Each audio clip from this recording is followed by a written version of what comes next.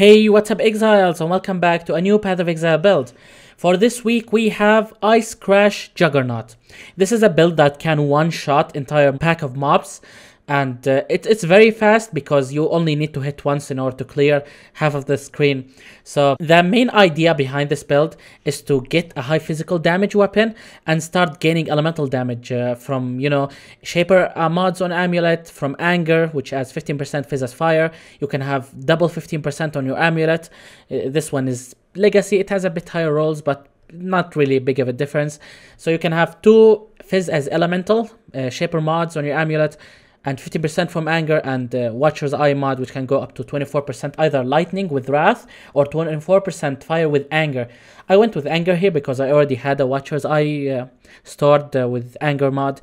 So the main idea is just like to have high physical damage base and start adding elemental damage to it. I never had done that before. I either just go full elemental or full physical.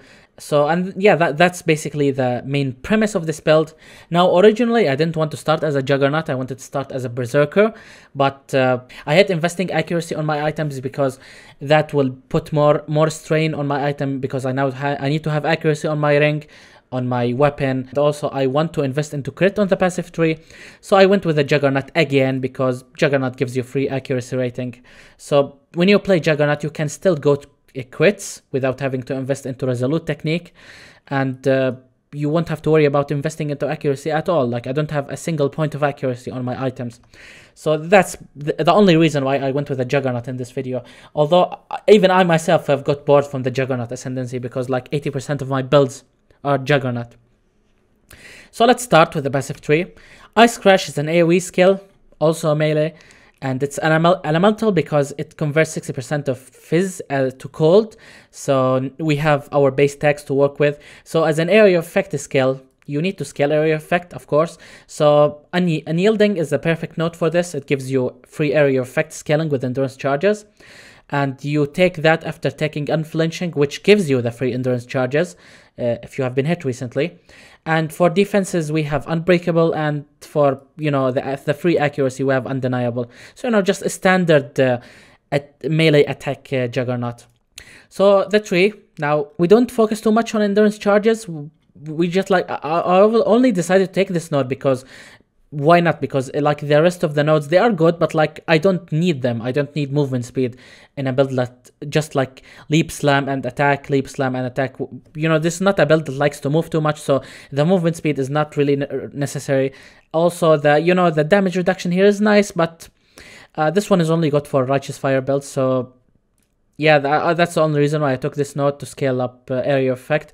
But I really didn't go for like more than 1 endurance charge nodes on the tree, this one over here, and that's pretty much it. Although I could take this one with the next 2 levels. By the way, I'm level 93 right now. All the passive nodes you can see here are after helping Illyria, so we don't have +2 passive points from dealing with the bandit quest. We have generic, scaling life, scaling melee damage, damage with 2-handed weapons. Also here, damage with axes, damage with 2-handed weapons, jewel socket. That's basically it. Make sure to take both crit clusters here and here, because these are the ones that will actually allow you to be an efficient crit Ice Crash build. So also you might want to invest with a weapon that is Flesh Ripper base, preferably with Socketed Gems are supported with Fortify Elder base. I don't have that, but I have a Legacy Craft, which is 20% non-chaos as chaos, so they both end up being equal to each other. The only reason why I use this instead of using an axe with Socketed Gems are supported by Fortify is because I had this axe laying around, and I didn't want to invest 10 exalts into an axe, just like for this video, because they're both equally powerful. So yeah, that's it for the passive tree. For jewels, we have... by the way, this build is extremely easy to get quad jewels for, especially quad damage jewels, because our build covers too many tags. Like, we are elemental, although we are scaling physical damage, but we are elemental because Ice Crash is a cold skill. So you can benefit from mods that gives you crit chance and crit multi with elemental skills or cold skills. You can also have all melee mods on jewels, like melee damage, melee crit chance, crit multi, damage with access, two-handed melee weapons, and stuff like that. And you can have life, you can have attack speed with access, damage with access, all elemental resistances. Like, there are so many mods you can have on jewels. Like, most people don't play Ice Crash, so I had the easiest time of my life getting quad jewels for this build. And usually I pay 4x, 3 to 4x for a perfect mod, for a quad mod jewel. But for this build I had to spend like 30c, 40c, 1 exalt at best to get like these perfect jewels. Most of them don't have life, but if you have quad damage mods on your jewel like this one, you don't really need life, because everything will just die in a single hit. And finally, for Watcher's Eye, we have an offensive and a defensive mod. So we went with the gain phase as fire were affected by anger, and the life recovery rate were affected by vitality. I have so much life regen on the tree, so I have these nodes over here, this node, these 3 nodes. I have this node over here. I have the life regen node over here with 5 endurance charges, that's 1% life regen. I have 1.8 here, 0.8% here, and the 2% from the Juggernaut Ascendancy. So like too much life regen. I regenerate around 20% of my maximum life every second with the recovery mod. So that's basically a permanent life flask.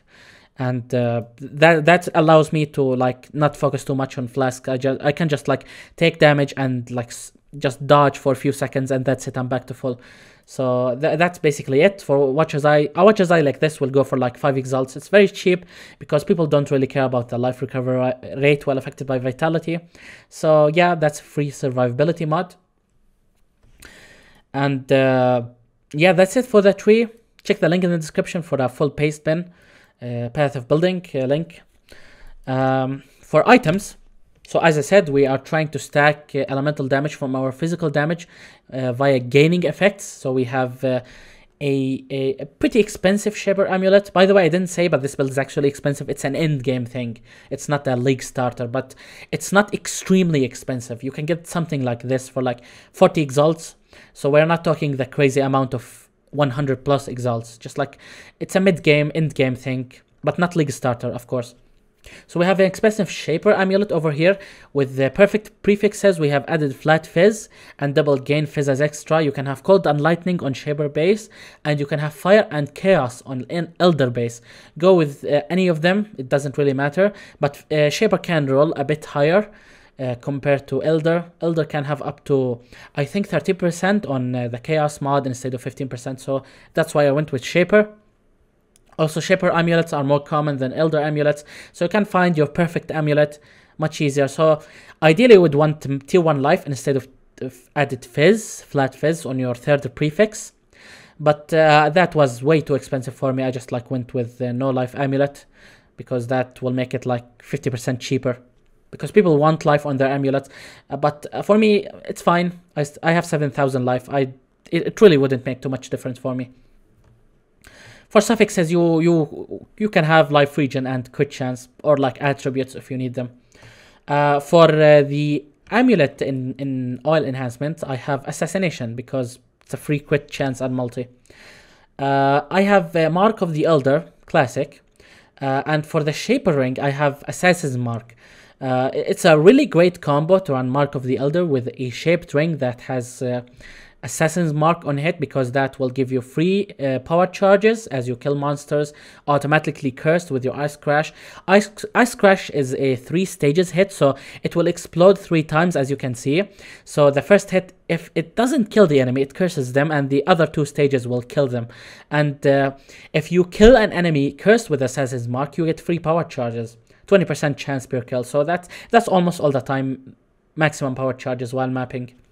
You can have flat fizz, and non-channeling skills have -7 total mana cost. This will help you to sustain attacking bosses with Ice Crash.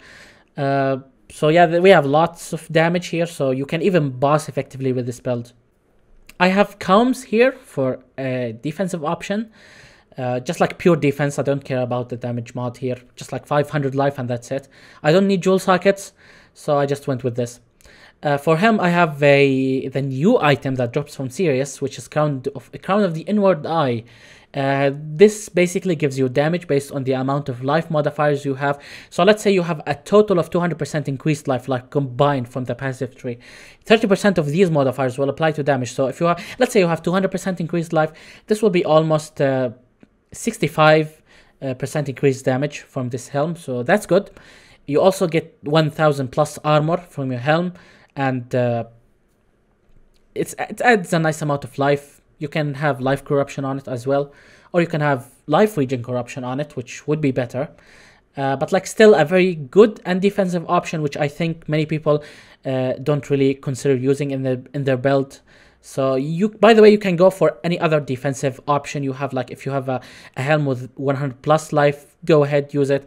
But this one is very common and it's almost free right now. Too many of it has dropped. It's the most common drop for the end game boss right now. So you can get one for like 5 chaos orbs on league or standard, doesn't really matter. For boots, basically any boots with life and resistances and movement speed. And I have 1% life regen over here. For belt, life, armor, elemental damage with attacks. Unless if you don't have enough gain effects, Fizz as element, then just like ignore this mod. It's only good if you have too much added elemental damage to your attack from the different sources. As I said, the amulet, the anger, the Herald of Ash, which is 15%, Fizz as fire, the anger with its Watcher's Eye mod, or Wrath, which would add lightning instead of fire. So these will get boosted by the elemental damage with attacks on your belt. You can have strength because that's both life and increased melee damage. Your preferred belt base is Stygian Vice, of course. For gloves, you want Tombfest. You can go ahead and get like any rare gloves with like 100 plus life, flat fizz, and just craft both crit chance and increased elemental damage if you have dealt a crit in the past 4 seconds recently, or you just basically craft 25% fizz converted to cold, lightning, and fire. Doesn't really matter because most of our gems increases damage, elemental damage dealt by the attack, and not like the base damage of the attack. So you really want to convert all of your physical damage into elemental damage if possible, which by the way you can have it on your Watcher's Eye.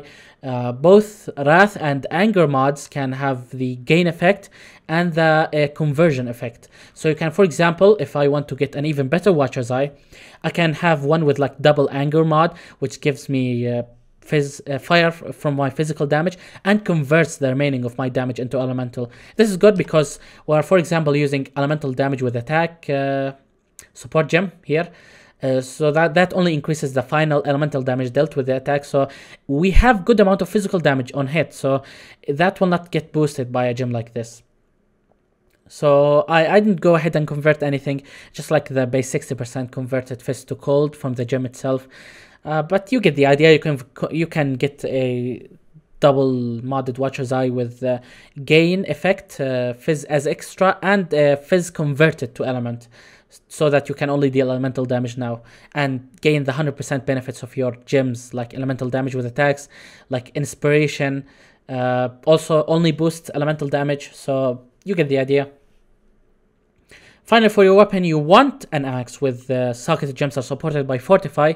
But I don't have that, so I just went with any axe I had with like, 500 plus average damage per second from attacks. So yeah, that's pretty much it. For Flask, I have Quicksilver of Warding, which is immune to curses. I have Sulfur Flask for the 40% increased damage and immune to freeze and chill. I have Diamond Flask so that I ensure that I deal a critical strike on every hit.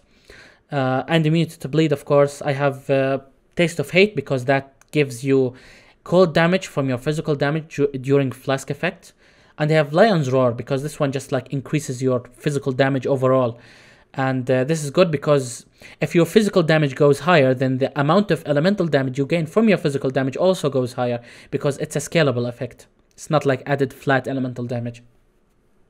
So let's talk about your gems. Your main 6 link is you have Ice Crash linked with melee physical damage support. We have Pulverize because this one is free damage and area effect. We have Inspiration. This one is basically free crit chance and increased elemental damage. Per attack. We pay 15 mana per attack, and you have to keep attack until you like spend a total of 800 mana with Inspiration for the charges to reset. So that's a lot of mana to spend. You will almost have 5 Inspiration charges all the time, which you gain, by the way, 1 per attack. So that's easy to have. Then we have Fortify. This one is straightforward because I don't have Socketed Gems are supported by Fortify. If you have that, then you might want to link it with the added fire damage, because that one is 44% Fizz as extra fire, which also scales from your physical damage. Finally, we have elemental damage with attacks. For your 4 link aura setup, we have level 4 Enlighten linked with Anger, Herald of Ash, and Vitality.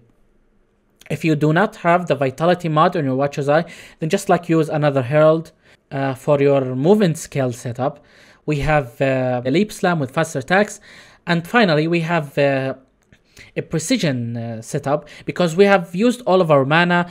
We really can't reserve like the remainder for Precision. And Precision is free crit chance, so I reserve like 43 life to use level 1 Precision. And with that Blood Magic setup, I have Blood Rage and Molten Shell, so that I don't have to worry about spending mana for these 2 skills. They use life instead. And yeah, that's pretty much it. If you're using Abyss Jewels, then you want to have life, flat Fizz damage, and like any added elemental damage to attacks as your extra mods. You can have increased damage if you have killed recently, 20%. And yeah, that's pretty much it. For Pantheons, we have sort of the Brine King, because we didn't go for Unwavering Stance, so we can be stunned. But if you have sort of the Brine King on a Juggernaut, you are basically immune to stuns. You have a very high stun threshold that you are almost never stunned.